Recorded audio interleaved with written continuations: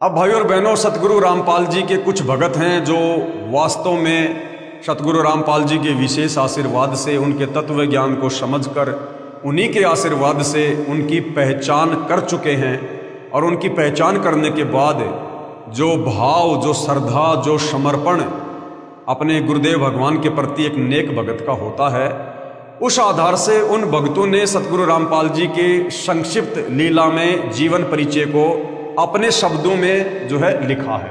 तो वो भी आपको थोड़ा सा एक बार दिखा देते हैं। सात समुद्र की मशी करूं, लेखनी करूं बन राय, और धरती का कागज करूं, गुरु गुण लिखा न जाए। यहाँ पर परमात्मा से ज्यादा महत्व सतगुरु को दिया गया है, गुरु को दिया गया है, क्योंकि परमात्मा कबीर जी स्वयं ही गुरु रूप धारण करके आप और हमें इस काल के लोक में तत्व ज्ञान समझाने के लिए आते हैं। तो यहाँ पर सतगुरु रामपाल जी परमेश्वर जी का संक्षिप्त लीला में जीवन परिचय लिखा गया है, आप जी को दिखा रहे हैं।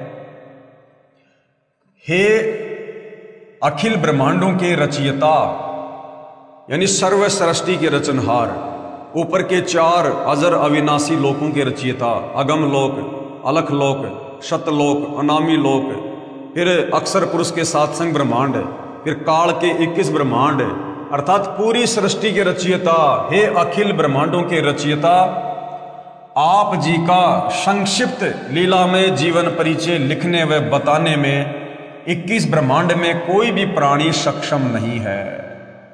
सात समुद्र की मशी करूं, लेखनी करूं बन राय, और सब धरती का कागज करूं, पर गुरु के गुण लिखे न जाए। आप वह समर्थ पिता हैं जिनके आधे बाल के बराबर भी ये सारी सृष्टि नहीं है। अतः संक्षिप्त जीवन परिचय शब्द के प्रयोग के लिए हम क्षमा प्रार्थी हैं, क्योंकि परमेश्वर आपकी महिमा इतनी अगाध है, इतनी अथाह है, हम उसका अंश मात्र भी वर्णन नहीं कर सकते। वो अंश मात्र वर्णन भी आप अपनी तरफ से विशेष बुद्धि देकर ही करवा सकते हैं। परंतु भाई बहनों को आप जी की अंश मात्र जानकारी देने के लिए इस शब्द का प्रयोग करना मजबूरीवश लेना पड़ रहा है। परमेश्वर आप जी कौन? सतगुरु रामपाल जी की अमर वाणी कहती है कि चारों युग में हम पुकारें, यानी परमात्मा चारों युगों में स्वयं ही संत का रूप धारण करके आते हैं। और कूक कहा हम हेल रे, हमने ऊंची आवाज में बोल बोल के वाणियों द्वारा लोगों को तत्व ज्ञान समझाया। और हीरे मोती माणक बरसे, परमात्मा कहते हैं चारों युगों में हमने तत्व ज्ञान रूपी, मुक्ति रूपी हीरे माणिक लाल बरसाए, अर्थात ये अमृत ज्ञान देना चाहा, परंतु ये जग चुगता ढेल रे। लेकिन काल प्रेरणा से ये संसार केवल डले ढोने में लगा रहा, शास्त्र विरुद्ध साधना को ही करने में लगा रहा। अर्थात काल जाल से अपनी आत्माओं को चेताने व निज घर की जानकारी देने के लिए आप कबीर देव कौन? सत्य पुरुष। कौन सत्य पुरुष? सतगुरु रामपाल जी सतलोक से चलकर चारों युगों में स्वयं ही आते हैं। सतयुग में सत सुकृत ऋषि नाम से, त्रेता में मुनिंद्र ऋषि नाम से, द्वापर युग में करुणा में ऋषि नाम से, और कलयुग की प्रथम पीढ़ी में कबीर देव नाम से। उसके लगभग 250 वर्ष बाद गरीबदास जी महाराज जी के नाम से, और अब पिछली पीढ़ी में 8 सितंबर 1951 को गांव धनाना, जिला सोनीपत हरियाणा में अपने विधान अनुसार अतिथि रूप में धरती पर सतगुरु रामपाल दास या संत रामपाल दास नाम से प्रकट हो चुके हैं। यानी इस नाम से प्रकट होकर अपने आप को छुपाकर आप जी वर्तमान में लीला कर रहे हैं। अपने नाम के आगे दास शब्द वह परमात्मा सिर्फ हम आत्माओं को दास की परिभाषा समझाने के लिए लगाते हैं, अन्यथा सतगुरु रामपाल जी को अपने नाम के आगे दास शब्द लगाने की आवश्यकता नहीं है। साहिब से सतगुरु भये, यानी हे कबीर परमेश्वर सतगुरु रामपाल जी, आप साहिब हैं, आप परमात्मा हैं, आप सतलोक में निर्गुण रूप में सर्व सृष्टि का पालन करते हैं।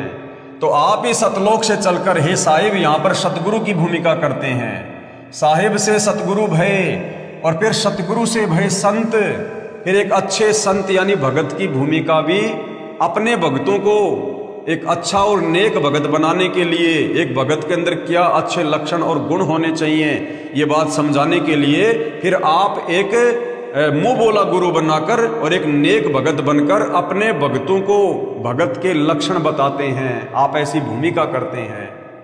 साहिब से सतगुरु भय, सतगुरु से भय संत, धर धर भेख विशाल अंग खेल आदि और अंत। इस प्रकार की लीलाएं करते हुए आप जी हमें अध्यात्म को समझाते हैं।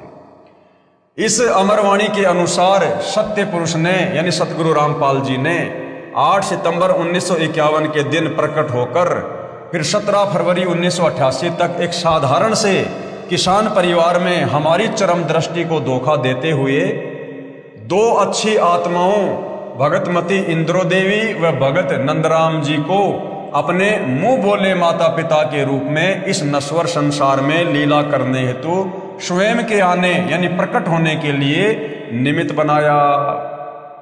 ना सतगुरु जननी जने जाके माना बाप, पिंड ब्रह्मंड से रहित है नावा तीनों ताप। सतगुरु जब इस पृथ्वी पर प्रकट होते हैं तो किसी माँ के गर्भ से जन्म लेकर जेर में लिपटकर गंदगी में लिपटकर बाहर नहीं आते। जीव माँ के गर्भ में 9 महीने नरकुंड भोगता है, यातना भोगता है अपने कर्मदंडों के तहत। कबीर परमात्मा किसी माँ के गर्भ में नरक नहीं भोगते। तो ये परमात्मा केवल इस प्रकार की सांसारिक दिखावे में लीला करते हैं, एक मुंह बोला पिता एक मुंह बोली माता बनाते हैं और इस प्रकार से परमेश्वर धरती पर प्रकट होकर हमारी चरम दृष्टि को धोखा देते हुए फिर आगे चलकर सतगुरु की भूमिका करते हैं, हम तक ये ज्ञान पहुंचाते हैं। 17 फरवरी 1988 को ठीक उसी तरह कबीर सागर में लिपिबद्ध अपनी वाणी के अनुसार 600 साल पहले की तरह गुरु शिष्य परंपरा व भगत बनकर हम जीव आत्माओं को एक भगत के लक्षण समझाने के लिए जैसे पंडित रामानंद जी को मुंह बोला गुरु बनाया था, ठीक उसी तरह जगत गुरु होने के उपरांत भी 17 फरवरी 1988 को आदरणीय रामदेवानंद जी को अपना मुंह बोला गुरु बनाकर 12वें पंथ में प्रवेश किया तथा उसके बाद सन 1994 से सत्संग व नामदान देना शुरू करके सच्चे सतगुरु की भूमिका निभा रहे हैं। साहिब से सतगुरु भय, सतगुरु से भय संत। आप स्वयं कबीर देव हैं। कौन? सतगुरु रामपाल जी, क्योंकि महिमा उनकी हो रही है। संक्षिप्त लीला में जीवन परिचय सतगुरु रामपाल जी का बताया जा रहा है, तो बार बार उनका नाम नहीं लिया जाता, समझदार को संकेत ही काफी होता है। आप यानी सतगुरु रामपाल जी स्वयं कबीर देव हैं और मर्यादा में रहकर भक्ति करने वाली अनेक आत्माओं को आपने जीवन दान व आध्यात्मिक सुख देने के साथ साथ शास्त्र अनुसार भक्ति देकर मोक्ष का मार्ग भी दिखा दिया। सन 1994 से आज तक आप जी ने परमार्थ के लिए निस्वार्थ भाव से जो संघर्ष करके दिखाया है, यह आपकी दयालुता, साधुता व समर्थता का प्रमाण है। यानी 2006 में क्रोथा कांड हुआ, 2014 में बरवाला कांड हुआ और सर्व सृष्टि के रचयिता जिनके आधे बाल के ऊपर पूरी सृष्टि को ठहराया जा सकता है, वो कबीर परमात्मा कभी 21 महीने की जेल काट रहा है, कभी 11 साल की जेल काट रहा है और किसी को कोई दोष नहीं देता, किसी के ऊपर कोई मुकदमा, कोई FIR नहीं करवाता और कहता कि सब मेरे ही तो बच्चे हैं, मैं किसके ऊपर FIR करवाऊं। तो ऐसा भाई और बहनों परमार्थ के लिए निस्वार्थ भाव से परमात्मा ही कर सकते हैं, जीव के वश की बात नहीं है। तो इस प्रकार की जो लीलाएं हैं ये आप जी की दयालुता, साधुता और समर्थता का प्रमाण है। साधुता यानी संत ना छोड़े संतता, चाहे कोटिक मिले असंत। वेदों में लिखित अपनी महिमा व गुणों को सत्य साबित करने की वह परमात्मा कमल के विकसित फूल पर शिशु रूप में प्रकट होकर कुंवारी गाय के दूध से अपनी परवरिश करवाता है। वेदों में लिखा है कि वो कबीर परमात्मा चारों युगों में एक एक जीवन इस प्रकार का जीता है कि वो सतलोक से चलकर शिशु रूप में धरती पर किसी तालाब पर विकसित कमल के फूल पर प्रकट होता है। उसके बाद कोई निसंतान दंपत्ति उसे उठाकर घर ले जाते हैं और फिर परमेश्वर कंवारी गाय के दूध से उन आत्माओं को निमित्त बनाकर अपनी लीला में परवरिश करवाता है। तो ये जो भूमिका है, इस प्रकार की जो लीला है भाइयों और बहनों, ये केवल कबीर परमेश्वर जी के ऊपर ही फिट बैठती है। अन्य किसी देव, महादेव, ब्रह्मा, विष्णु, महेश ने इस प्रकार की लीला नहीं की, किसी रामकृष्ण जी ने इस प्रकार की लीला नहीं की। कबीर परमात्मा ही चारों युगों में किसी सरोवर पर शिशु रूप में प्रकट होते हैं और उसके बाद बाल्यकाल में कवारी गाय के दूध से उनकी परवरिश होती है, जो वेदों में लिखी है। तो केवल अपनी महिमा को जगत के सामने सत्य साबित करने के लिए, प्रकट करने के लिए कि वेदों में जो इस प्रकार की लीला लिखी है वो किस भगवान के ऊपर खरी उतरती है, उसको सत्य साबित करने के लिए, आप और हमें विश्वास दिलाने के लिए, अपनी पहचान करवाने के लिए चारों युगों में परमात्मा वेदों में लिखी इस प्रकार की महिमा के अनुसार 4 युगों में एक एक जीवन जीता है। वह परमात्मा मुर्दे को जीवन देकर 100 वर्ष की उम्र प्रदान कर सकता है। कौन? सतगुरु रामपाल जी, और लाखों को किया है। निर्धन को धन देकर सुखी कर सकता है, लाखों को, करोड़ों को किया है। कोढ़ी व रोगी को स्वस्थ करके नया जीवन दे सकता है। वह बांझ को पुत्र तथा अंधे को आंख दे सकता है। आप और हमने इसी पवित्र पुस्तक ज्ञान गंगा में बहुत सारे भाई बहनों के इंटरव्यू देखे हैं जो किस प्रकार से पारिवारिक कष्टों से, शारीरिक कष्टों से, 3 ताप के कष्टों से किस प्रकार से दुखी थे, मरणासन हालत में थे, ना जिया जा रहा था ना मरा जा रहा था, हर कहीं धक्के खा चुके थे, मेडिकल में, गुरुओं के पास में कोई लाभ नहीं। और जैसे सतगुरु रामपाल जी की शरण में आए, उनके असाध्य रोग शत भक्ति के चलते कुछ ही दिनों में छू मंत्र हो जाते हैं। आदि आदि वेदों में वर्णित महिमा को यथार्थ रूप देने के लिए चारों युगों में मात्र एक एक जीवन किसी तालाब में विकसित कमल के फूल पर शिशु रूप में प्रकट होने की लीला करते हैं। अन्यथा आप जी, कौन? परमेश्वर सतगुरु रामपाल जी भगवान को किसी तालाब या कमल के फूल या शिशु रूप में प्रकट होने की कोई आवश्यकता नहीं होती है। आप जी जब चाहें, यानी आप सतगुरु रामपाल जी भगवान इतने समर्थ हैं, आप जी जब चाहें, जहां चाहें, जिस रूप व अवस्था यानी उम्र में प्रकट होना चाहें, हो सकते हैं। जैसे नानक जी को बेई नदी पर व धर्मदास जी को मथुरा में जिंदा महात्मा के रूप में प्रकट होकर ज्ञान समझाया। सन 1392 में प्रकट होकर तैमूर लंग को 7 पीढ़ी के राज्य का आशीर्वाद दिया। जबकि कबीर परमात्मा कलयुग की प्रथम पीढ़ी में, आज से 650 साल पहले, सन 1398 में कमल के फूल पर शिशु रूप में प्रकट हुए थे। लेकिन उससे 6 साल पहले कबीर परमात्मा आए 1398 में, और 1398 से पहले 1392 में कबीर परमात्मा सतलोक से चलकर तैमूर लंग को मिले और तैमूर लंग की 1 रोटी खाकर 7 पीढ़ी का राज्य दिया।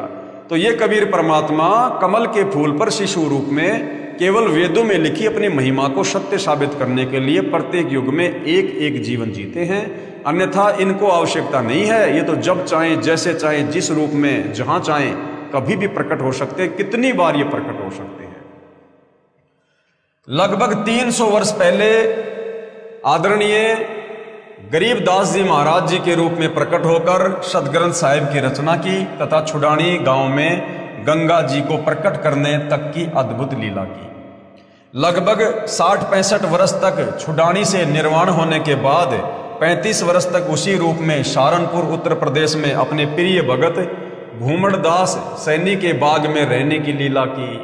और आज साक्षात अपने वास्तविक सतलोकीय स्वरूप में सतगुरु रामपाल जी के नाम से 8 सितंबर 1951 से हम सब के समक्ष प्रकट हैं।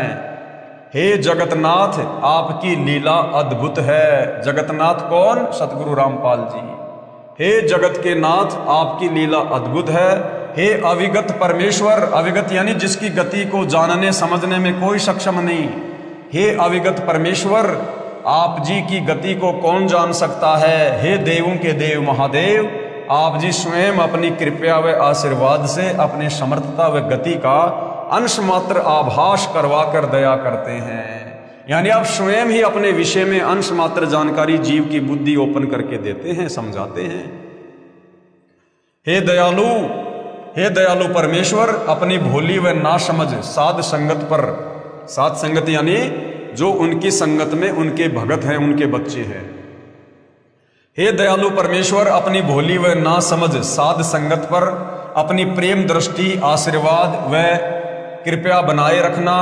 हमारी आप जी से दंडवत प्रार्थना है कि हमारे अंदर भक्ति की कशक व चाहत सदा बनी रहे। तो भाइयों और बहनों, जिन पुण्यात्माओं ने अपने पूज्य गुरुदेव भगवान परमेश्वर रामपाल जी को जैसा भी उनके द्वारा बख्शीश सद्बुद्धि आधार से जाना है, पहचाना है, उन्होंने उनकी महिमा में ये 4 शब्द लिखे हैं। हे प्रभु, यानी हे प्रभु सतगुरु रामपाल जी, इतनी दृढ़ता भी देना, चाहे ब्रह्मा विष्णु महेश या काल या दुर्गा भी हमें आपकी सत भक्ति से विचलित करना चाहे तो भी हम डगमग ना हों। मन चाहता है इस तुच्छ जिव्या से ऐसे ही आपकी महिमा का बखान करते रहें, लेकिन आप अंतर्यामी की महिमा का बखान करने में हम जीव पूर्णतया सक्षम नहीं हैं।